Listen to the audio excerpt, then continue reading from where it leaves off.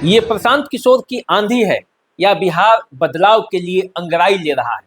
जिस तरह से प्रशांत किशोर के सभाओं में भीड़ हो रहा है, जिस तरह से प्रशांत किशोर के पीछे लोग चल पड़ रहे हैं, उसको देखकर ऐसा लगता है कि आने वाले चुनाव में क्या बिहार बदलाव के मूड में है। बिहार विधानसभा चुनाव को लेकर हर कोई अपने अपने तरीके से आकलन कर रहा है। हम आज आपको बताएंगे कि बिहार में जो चुनाव है, जो मुख्य रूप से मोटे तौर पर जो कहा जा रहा है कि एनडीए और महागठबंधन के बीच होने वाला है, क्या उसमें कोई तीसरा कोण भी बन रहा है? यदि तीसरा कोण बन रहा है तो क्यों बन रहा है? वो कौन कौन सी परिस्थिति है जो बिहार की जनता को बदलाव के रास्ते पर ले जाने के लिए मजबूर कर रही है? इन सभी बातों की चर्चा आज हम करेंगे कि क्या प्रशांत किशोर बिहार की राजनीति में तुरूप के इक्का साबित होने वाले हैं। लेकिन उससे पहले आप हमारा अभिनंदन स्वीकार कीजिए। नमस्कार, मेरा नाम राकेश तिवारी है और आप देसी अड्डा देख रहे हैं। द देसी अड्डा के सभी दर्शकों को मैं बता देना चाहता हूं कि मोटे तौर पर बिहार के सब लोग ये जानते हैं कि बिहार का चुनाव जो है वो दो ध्रुवों के बीच होने वाला है। एक एनडीए है और दूसरा महागठबंधन। इन दोनों गठबंधनों के बीच ही बिहार का चुनाव होने वाला है। लेकिन क्या प्रशांत किशोर इन दोनों गठबंधनों को पीछे छोड़कर आगे निकल जाएंगे? प्रयास तो वे इसी में लगे हुए, और क्या उनके प्रयासों को जनता का समर्थन मिल रहा है? सारण, सीवान और चंपारण की यदि प्रशांत किशोर की यात्रा को आप देखेंगे तो इसका अंदाजा आपको मिलेगा। देखिए, चावल जब बनता है तो उसके एक दाने से पता चलता है कि चावल पक गया है, चावल पककर भात बन गया है, या वो चावल अभी कच्चा है। उसी तरह जनता का जो मूड और मिजाज है वो किसी एक क्षेत्र में जाने से ही पता चलने लगता है। और जिस तरह का उत्साह और जिस तरह की गोलबंदी और जिस तरह का भीड़ प्रशांत किशोर के सभाओं में हो रहा है, बगैर नेता के, बगैर कोई संगठन के, तो उसका संकेत कुछ न कुछ तो है। देखिए, यदि बात हम एनडीए की करते हैं बिहार चुनाव को लेकर, तो एनडीए के पास सब कुछ है।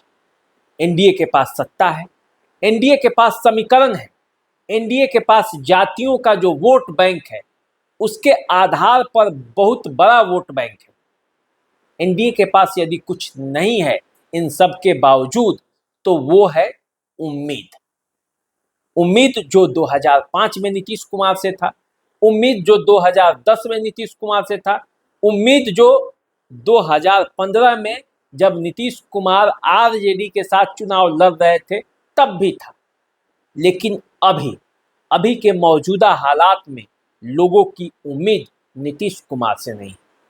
नीतीश कुमार से उम्मीद इसलिए भी नहीं है क्योंकि नीतीश कुमार उम्र के जिस दहलीज पे खड़े, तो लोगों को लग रहा है कि उम्र उस विकास में बाधक बनेगा। उम्र उन योजनाओं को कार्यान्वित करने में नीतीश कुमार के आरे आ रहा है जिसमें बिहार के लिए एक विस्तृत खाका खींचा जाए। देखिए, 2005 में जब बिहार के मुख्यमंत्री नीतीश कुमार बने थे तो विकास का एक खाका उन्होंने खींचा था, कानून व्यवस्था को व्यवस्थित किया था, पटरी पर लाया था, और इसीलिए उन्हें सुशासन बाबू का तगमा भी मिला। लेकिन 2025 में 20 साल बाद अब नीतीश कुमार वो नीतीश कुमार नहीं है जो 5 में थे, 10 में थे और 15 में थे। 20 में भी नीतीश कुमार उस तरह से परफॉर्म नहीं कर पाए, क्योंकि तब तक नीतीश कुमार जो सुशासन बाबू थे वो पलटू राम के श्रेणी में आ चुके थे। लोग उन्हें पलटू राम भी कहने लगे थे, विपक्ष के निशाने पर वो आने लगे थे। लेकिन 2025 आते आते अब जिस तरह से नीतीश कुमार के भाषणों को और जिस तरह से नीतीश कुमार जब किसी सभा में बोलते हैं उनकी गतिविधियों का मजाक बन रहा है, तो उससे ऐसा लगता है कि नीतीश कुमार अब वो नीतीश कुमार नहीं है जो 2005 में जिस नीतीश कुमार को बिहार के लोगों ने बड़े शान से बिहार के मुख्यमंत्री की गद्दी पर बैठाया था। देखिए, नीतीश कुमार जब सभाओं में जा रहे हैं तो किस तरह से उनके आचरण और उनकी बातों को, उनके भाषणों को लेकर लोगों के बीच वो मजाक बन जा रहे हैं। देखिए।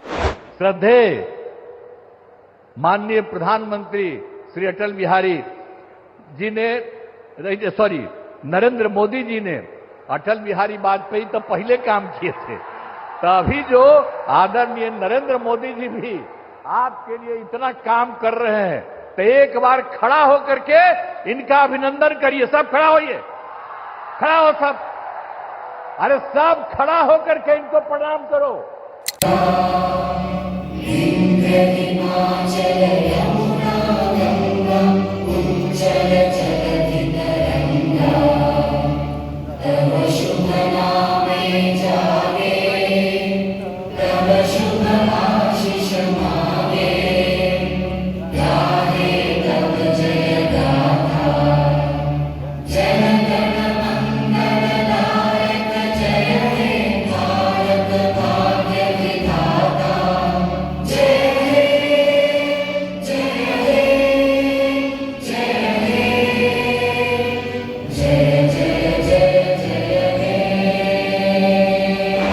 देखिए, अब इसे आप क्या कहेंगे? जिस नीतीश कुमार के भाषणों को लेकर पूरा बिहार दीवाना था, जिस नीतीश कुमार के भाषणों को लेकर पक्ष ही नहीं विपक्ष के लोग भी सुनते थे, गंभीरता से लेते थे, जब वो लोकसभा में बोलते थे तो उनके बातों को अहमियत दी जाती थी, जब नीतीश कुमार अपने सवालों को उठाते थे तो अच्छे अच्छे के होश उड़ जाते थे। उस नीतीश कुमार की हालत ये है कि अब जब नीतीश कुमार बोलते हैं तो मजाक बन जाता है। तो ऐसी स्थिति में नीतीश कुमार से अब वो उम्मीद नहीं है। और नीतीश कुमार जब बीजेपी के साथ है, नीतीश कुमार जब एनडीए गठबंधन के साथ है, जिनके नेतृत्व में चुनाव लड़ने की बात की जा रही है, तो बिहार की जनता असमंजस में आ जाती है।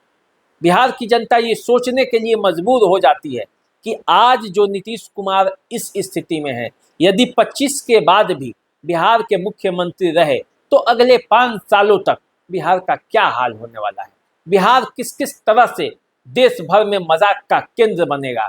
और यहीं से जनता ठिठक जाती है। सूत्रों से जो जानकारी मिली है और जो सर्वे हुए हैं, उसके हिसाब से भी बिहार की जनता तेजस्वी यादव को मुख्यमंत्री के रूप में देखना चाहती है।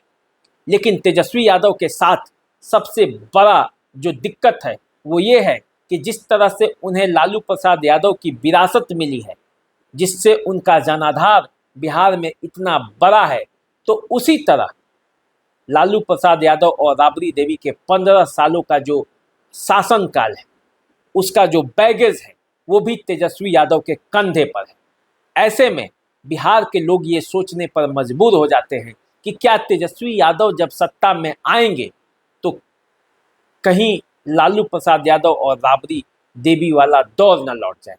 क्योंकि लोगों ने ये देखा भी है कि जैसे ही आरजेडी सत्ता में आती है तो तेजस्वी यादव के जो समर्थक हैं, आरजेडी के जो समर्थक हैं, वो उत्पाती हो जाते हैं। इस बात का डर तेजस्वी यादव को भी है और इसलिए वे कई बार अपने समर्थकों को समझाते भी हैं कि चुनाव के पहले और चुनाव के बाद भी आपको अपने आचरण में संयमितता लाना है, उसमें आचरण को मर्यादित रखना है। लेकिन आरजेडी का जो कल्चर है, शुरू से चलता आ रहा है, उसके हिसाब से कहीं ना कहीं कोई ना कोई उसमें कमी रह जाती है, जिसके वजह से जनता में एक डर जो है उसके मन में होता है। चाहते हुए भी कई लोग तेजस्वी यादव के साथ जुड़ नहीं पाते हैं और वैसे विकल्पों के अभाव में नीतीश कुमार उनके सर्वमान्य नेता बन जाते हैं। देखिए, बिहार अभी असमंजस में है और इस असमंजस का लाभ सीधे सीधे प्रशांत किशोर को भी मिल सकता है। प्रशांत किशोर जिस तरह से बिहार की बातें कर रहे हैं, जिस तरह से बिहार के मुद्दे उठा रहे हैं और जिस तरह से बिहार के लोगों को गोलबंद कर रहे हैं और जिस तरह से यहाँ राजनीति में विकल्प का अभाव है, वो सारी परिस्थितियां हैं वो प्रशांत किशोर के पक्ष में जा रही हैं। और कई दफ़ा प्रशांत किशोर के संगठन नहीं रहने के बावजूद लोग उनके साथ निकल पड़ रहे हैं। जिनका दाल नहीं गला है आरजेडी में, जिनका दाल नहीं गल रहा है एनडीए में, वे सभी लोग जनसंपर्क के दौरान प्रशांत किशोर के संपर्क में आ रहे हैं, वो लगातार जन सुराज के लिए काम करने का प्रयास कर रहे हैं ताकि जब समय आए तो टिकट उन्हें मिले। तो देखिए, ये पूरा जो परिदृश्य है वो परिदृश्य यही बता रहा है कि बिहार के जनता के मन में अकुलाहट है और उस अकुलाहट का लाभ प्रशांत किशोर ले सकते हैं, क्योंकि उनके सभाओं में जिस तरह से भीड़ उमड़ रहा है उसका एक नज़ारा पहले आप देख सकते हैं।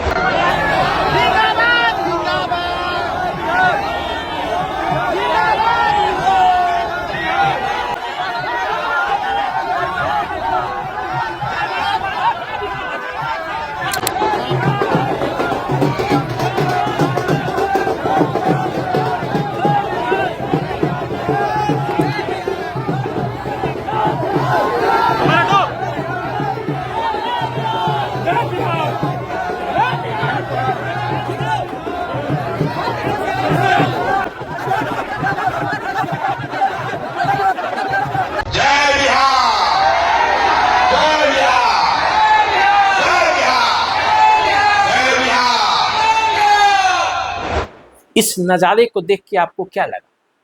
बिहार की जनता मन से उत्साह के साथ प्रशांत किशोर के साथ है, और यदि यही उत्साह रह गया चुनाव के समय तक तो क्या होगा? जो लोग प्रशांत किशोर को हल्के में ले रहे हैं उनकी नींदें अभी उड़ जानी चाहिए, क्योंकि जब बदलाव अंगड़ाई लेता है, जब बदलाव के मूड में जनता आ जाती है तो वो एक सुनामी की तरह आगे बढ़ता है और सब कुछ पलट जाता है। पलटते देर नहीं लगता। तो जिस एनडीए और महागठबंधन को अपने ऊपर भरोसा है, यदि उस भरोसे पर कायम रहना है तो प्रशांत किशोर को हल्के में नहीं लेना पड़ेगा, बल्कि इस बात को सोचना पड़ेगा कि आखिर वो कौन कौन से कारण हैं जिसकी वजह से बिहार की जनता उनके साथ जुड़ते जा रही है। उस कारणों को ढूंढ कर उसका हल निकालना पड़ेगा, नहीं तो प्रशांत किशोर तो अपने रास्ते पर चल ही पड़े हैं, और जब वे रास्ते पर आगे बढ़े हैं तो उनके साथ लोगों का समर्थन भी मिल रहा है।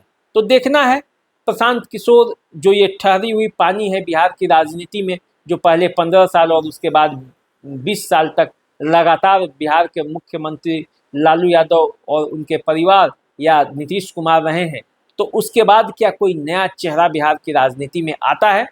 बिहार की राजनीति में क्या होता है, ये सब जानने समझने के लिए आप हमारे साथ बने रहिए, देखते रहिए द देसी अड्डा। चैनल को सब्सक्राइब कर लीजिए। यदि आप फेसबुक पर हमें देख रहे हैं तो चैनल को फॉलो कर लीजिए। अभी दीजिए इजाज़त, नमस्कार।